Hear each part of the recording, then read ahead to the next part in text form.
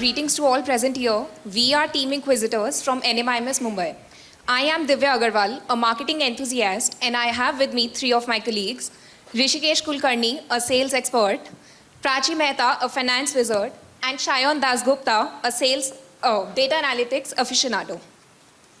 So first of all, we'll talk about the primary research insights, which we have done by talking to multiple stakeholders in Mumbai and Kolkata.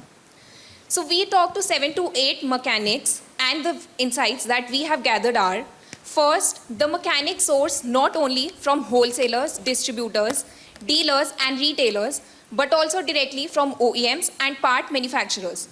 The incentives that the mechanics currently receive are monetary. Two of the major pain points of mechanics are, first, different prices of parts when they source from different stakeholders, and second, a non-continuous inventory of parts. Talking about some other insights, the ASEs, they send small parts to the mechanics for repair to save on time and cost. Almost all trucks come to the mechanics in the post-warranty period. The mechanics, they have hacks and jugaad for almost everything. So we talked to 4 to 5 truck drivers and truck owners, and the insights that we gathered are, the truck drivers during the warranty period go to the ASEs to save on costs, but it is a time-consuming process. In the post-warranty period, they go to the mechanics, and the mechanics, the truck drivers generally trust with their abilities. Now, the major pain point of truck drivers are that when the truck is owned by one person and driven by another person, the truck owners cannot track the activities of the drivers. For example, the amount spent by the truck drivers on the servicing of the truck. Some other insights are, many owners are unaware of the risks and the existence of duplicate parts. And also, many truck drivers, after a couple of years, if the fault in the truck is big and the maintenance cost would be very high, they rather prefer selling the trucks. So now, we visited 2 ASEs in Murshidabad, and the insights that we have gathered are, only 1% of the customers visit the ASEs in the post-warranty period. The demand for DEF with the ASEs is rising because the local mechanics, they pollute the DEF, which harms the engine as well. There is a difference in cost in the same parts provided by the ASEs and the local mechanics. One important insight is that in the post-warranty period, many of the truck drivers, they come to the ASEs just for the diagnosis of the truck. After the fault has been detected, they go to the mechanics for the repair. Now, we also interacted with 3 wholesalers and the dealers, and the 3 major insights are, first, the OEMs of XY Corp, like Usha, they also directly cater to the aftermarket at discounted prices. Second, some companies also have direct links with large trucking companies to whom they provide parts and services. And third, there is price disparity. For example, one part you will be getting for a different price in different states in India. Now, my colleague Shayan will take over. Thank you so much, Divya, for the insightful primary research. So, moving on to CV aftermarket. The CV aftermarket stands at over 40,000 crore in 2022. So, primary growth drivers are the stringent emission norms, which requires constant upgrading and the replacements. And also the technical advancement and the digitization needing the sophisticated diagnostics. So these growth drivers accounts like 30 to 40% of the CV aftermarket, which is 12,000 to 14,000 crores in favors of the XY Corporation. So talking about the key market segments, we have parts and components, and lubricants and filters, tires, batteries, the body parts and engine and powertrains. So as I have already mentioned that XY Corporation sweet spot is the engine and powertrain division because it has the expertise in the engine and powertrain division. So with the capabilities, the XY Corp can target 15 to 20% of the market share, which accounts to like close to 2,000 crore. So before coming to the problems, let me go through the competitive landscape. So basically, there are a number of competitors of XY Corps, like as Divya mentioned, Usha, Menon, IPL and Goetze. So which are also the OEMs for the XY Corps and directly selling their parts to the customer. So, for example, every OEM has their different expertise and the competitive advantage, respectively. So, for example, like Menon piston has the piston which has the customizable solution. So, moving on to the problem identified. So, we have identified few problems. So, one of the major problem is the spurious parts. So, spurious parts are eating like the market share of the XY corporation. Then next, the customer buying directly from the OEMs, as I've already mentioned. And lastly, the BS6 engines, which are currently running right now. So, these are still under the warranty period, and the BS4 engines are like slowly phased out. So few problems is still in our hand, but few problems is not. So we have identified few areas where we can work on. So firstly, the gaps to be addressed is engaging with the local mechanics, then promotion gifts to engage the customers, and lastly, the customer education is also needed. So each of the points will be thoroughly discussed by my colleague Rishikesh. Thank you, Shayan. So we'll start with the most important touch point that we identified during our primary research, which was local garages and mechanics. So what are we going to do for them? We'll start with not only incentivizing them monetarily, but also by satisfying their needs based on the Maslow's law of hierarchy. So why do we want to target these people? The first and the most important thing is they are the common link between the truck drivers and the company. They can swing the decision of which part to buy, and it can be in our favor as well. How are we going to do that? The first thing is, what are we going to provide to the mechanics? And the second thing is, what do we expect from them? So we'll start with first identifying major garages and mechanics in cities and hubs. We will enlist them into our XY Corp registered certified garages. We'll provide them certifications and trainings on the new fault detection system that we are going to provide them for a discounted price. We'll also give additional warranty of 1 year, and this warranty can be accessed throughout Pan-India. And because of this, the registration for our XY Corp certification, and this will increase. We'll also provide them with holdings and boards, which will be a co-branded thing between the XY Corp and the mechanic. Now, what do we ask from them is, they will maintain continuous stock of high-selling products like NOx sensor and DEF. The most important aspect of this is fault detection system. So we are going to present with a new upgraded fault detection system that we are going to provide to the mechanics. Now, as we are transitioning from BS4 to BS6 engines, there's a high evolution that has happened in technical terms for the BS6 engines. So fault detection systems will play a major role in identifying faults in these newer versions of engines. So we will not only have the fault detection system, but they'll have two major upgrades. The first is online ordering system for the faulty parts that are detected in this during the tests. The second is automatic order capability for remanufacturing of these faulty parts. To increase buzz around this, our whole idea, we will create a lottery for 1 year. Now, what we are going to do is, the garages which are registered with us will be given some targets, and based on incremental of 1 lakh, we'll provide them coupons. And at the end of the year, we'll have a lucky draw, and we'll give 5 lakh rupees to the highest, to the winner of the coupon, and it will be for each district. Now, let's talk about the different stakeholders that are also there. So from the fleet operations perspective, the major pain point was that there was a lack of transparency. So what we are going to do is, with the new fault detection system, an email or a notification will be sent to the owner of the fleet whenever a fault detection test is conducted on his engine. And whatever parts are asked for replacement, he will get notified about it, and he will get the pricing details as well. This will increase transparency, and this will build trust on XY Corp. The second thing is nationwide warranty assurance. Now, what this will provide is that the fleet owner will be assured that whatever happens, if a problem is there in the part, then he can get it verified and checked anywhere across the country.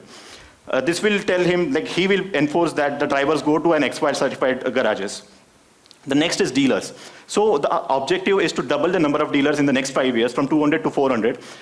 We will also provide a dedicated expert mechanic to each of the dealers who can handle intrinsic engine repairs as well. So these mechanics can visit local garages in case of an emergency and a big issue is there in an engine. This will increase trust in our brand. Now talking about the remanufacturing process. So since whenever a faulty piece is replaced, we can place an order via our fault detection system for a remanufacturing as well.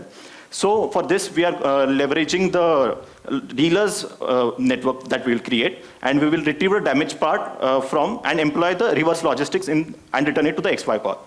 Now this will incentivize the mechanics in two ways. The first one is by selling the genuine parts. The mechanics will make money, and by placing an order for remanufacturing, they will get a double income. So this will boost their loyalty towards our products. Now this will create, the whole solution will create a circular economy. We'll start by engine installation in the CVs, then we'll provide authentic parts to the authorized service centers, and then by onboarding the mechanics, we can create aftermarket and garage genuine part sales. Then remanufacture will lead to a sustainable growth for us in the next year. The next part will be covered by Shayan. So talking about the future scope, our future scope is developing application. So basically, we are not recommending it immediately, but 2 to 3 years down the line, when our previous recommendations will be worked on, then we can think of an app which will like connect all the stakeholders. All the stakeholders means the drivers, the fleet owners, and the garage mechanics at one place, because they are the main decision maker to buy any parts. So basically, we have designed a wireframe where one can register as like the drivers or the garage owners or the fleet operators. So each will have a different interface. So in different interface, they will have a different incentives. Like for the garage mechanics, they can track their earn points for completing the authorized servicing. And secondly, we will include the gamification levels like gold level, silver level, etc. And as Rishikesh mentioned, then there will be a district level lottery tracking also.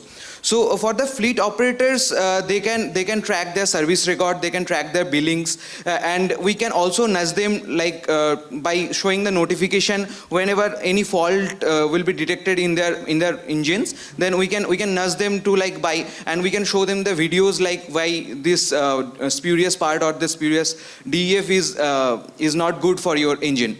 And talking about the drivers can track the availability of the parts, the new parts that is available, or they can go to the live maps, or they can scan the QR codes and send the data to the owners. So this is a one-stop solution where any update from any of the stakeholders will be reflected on the others interface also.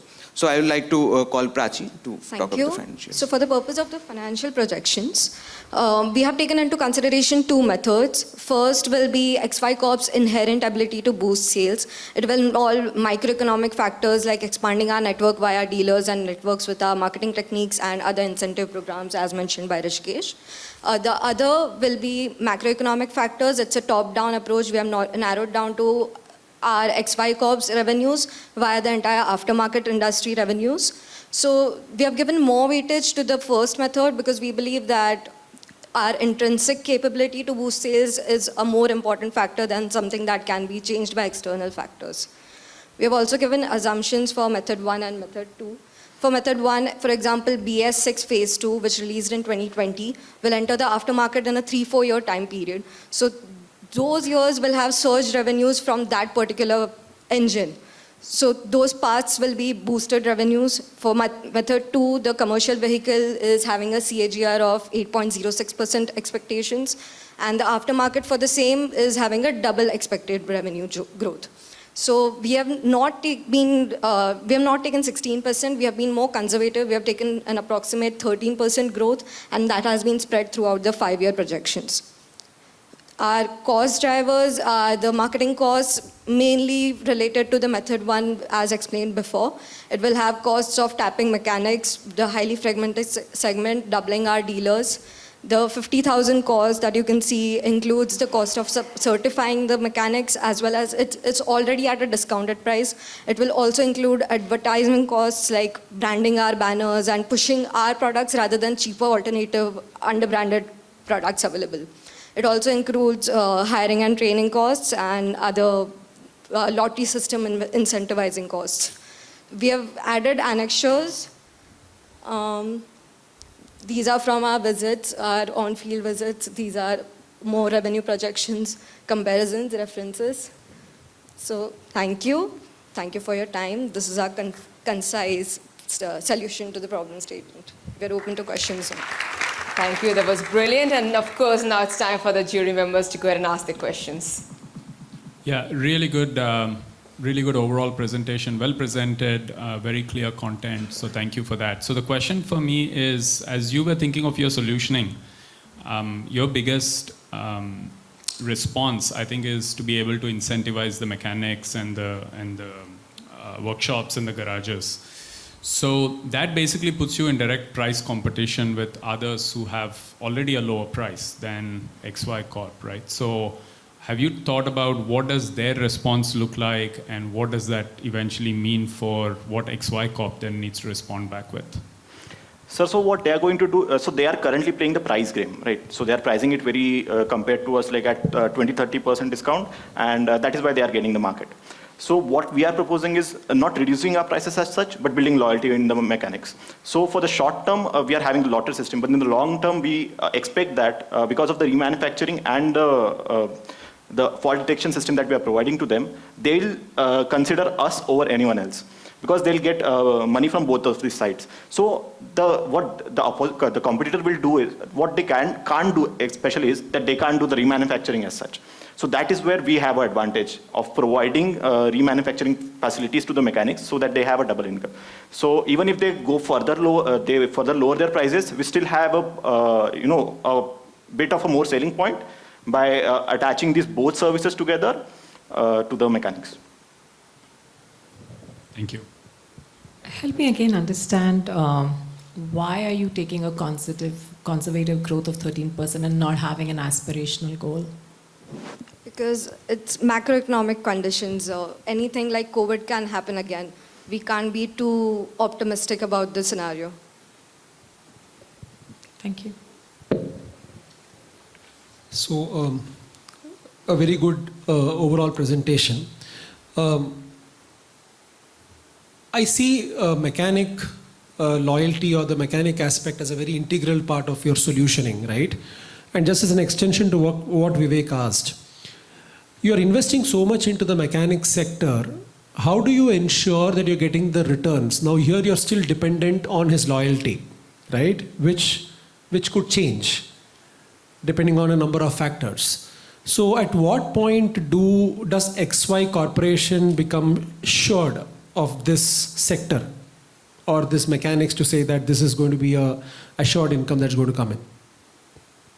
Okay, sir. So from time perspective, I believe it will at least take 2 years to be sure of that this is a sustainable growth that we are expecting. Because the first year, we can expect that there might be a uptake because of the lottery system.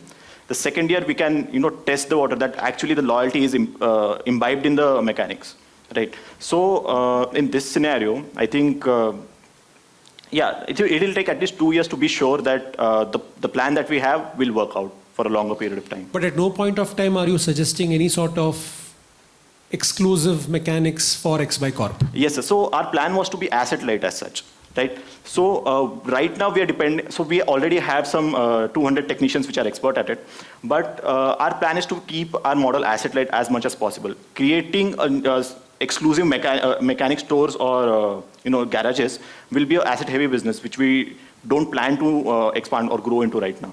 No, but the asset doesn't need to be on your books.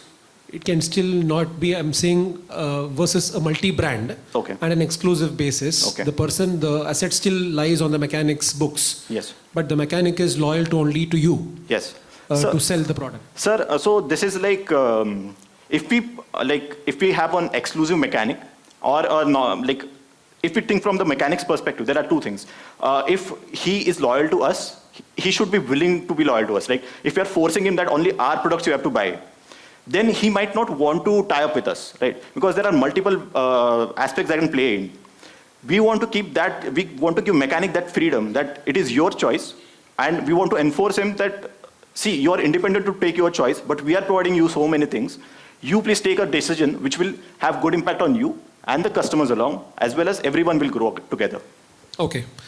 And one other thing that I saw, I think you mentioned about the mechanics, you mentioned about the fleet owners, right? You mentioned about the dealers. Is the truck driver missing in this whole recommendation? Yes, sir. So for the truck drivers also we thought, from our primary research, it was identified that the truck drivers, whenever a CV is like having any problem, so what the truck drivers is, they'll go to the nearest store and they might,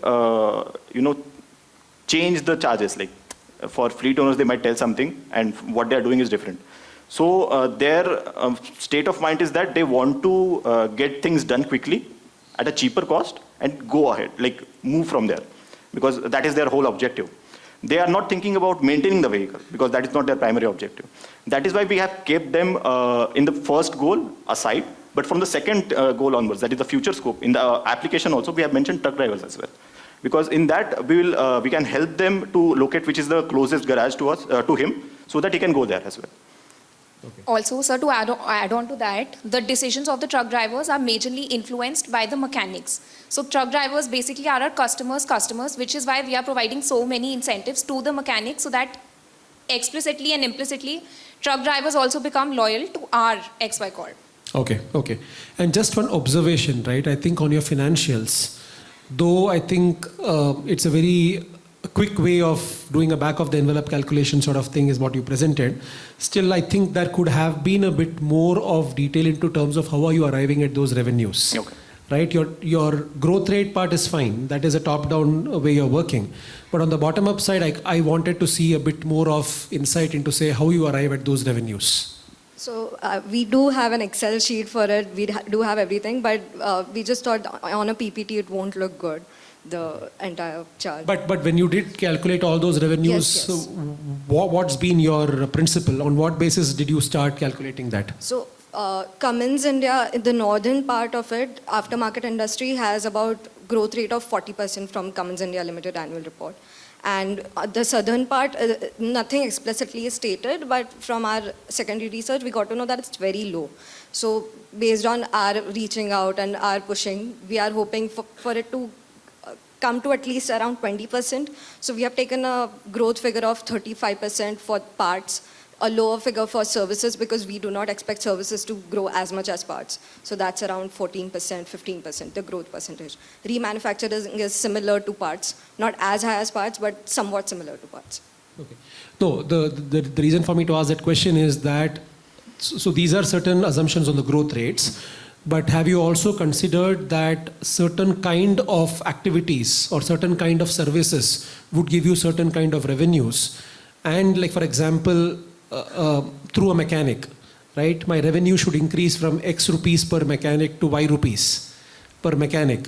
How much will that take time and how many mechanics will happen over a period? And have you done that kind of a backup calculation, or is it more based on growth rates? So for dealers, we have taken on the basis of from 200 to 400, how will it happen per dealer basis? Whereas mechanics, it's highly fragmented, so getting per mechanic cost was a little difficult. So we have done applied a more macro approach to that. Okay, thanks. Thank you, sir. Thank you to the jury members. Okay, now I'm going to ask my lovely audience. Any question? Raise your hand. Yes, we do.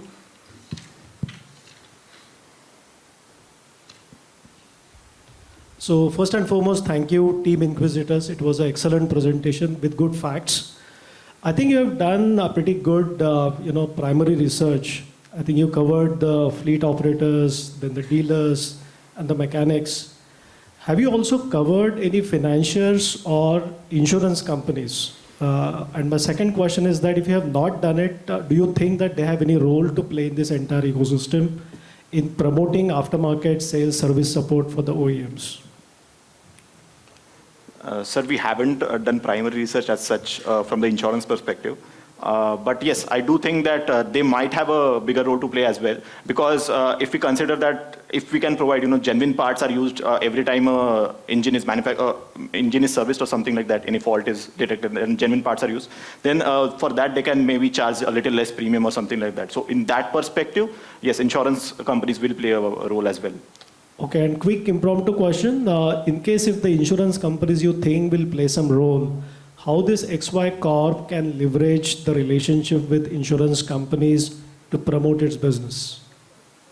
Lower premium if you have to pay a lower premium if you have engines of Cummins, XY Corp already in place. Engines, and then in aftermarket also, whenever there's a fault, if you use XY Corp's products, then they can charge a lower insurance, because when you sell that CV to someone else, you can charge a premium as well, and the insurance, like the risk will be lower as well, because issues with the breakdown will be lower. Yeah. Okay, anything from the financials point of view, because especially for the first 4 or 5 years, since financials are actually paying the first premium, right, to the fleet operators, they fund their business. So how you think that even the XY Corp can leverage relationship with financials to promote its business? Is there anything thoughts on those front? So for aftermarket. Yes, for aftermarket service support, because even for the financials, it's important that fleets run on roads, right? Right. That is how they will ensure that money will flow to them, and they don't take undue risk in funding the money to the fleet operators.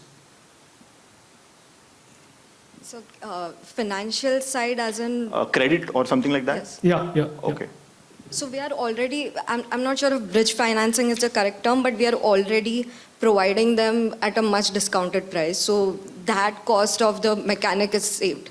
So their working capitals are boosted because of us. We're also providing lottery systems, so 5 lakh per mechanic if they are doing well. So that is again covering for their day-to-day operations. So I think that as well as a lower premium again. So, and we are in the picture. So that is basically lowering the costs, right? Operational costs. Okay, thank you. Thank you very, very much. And thank you, Team Inquisitors. Let's have a big hand here for this enterprising team. Thank you very, very much.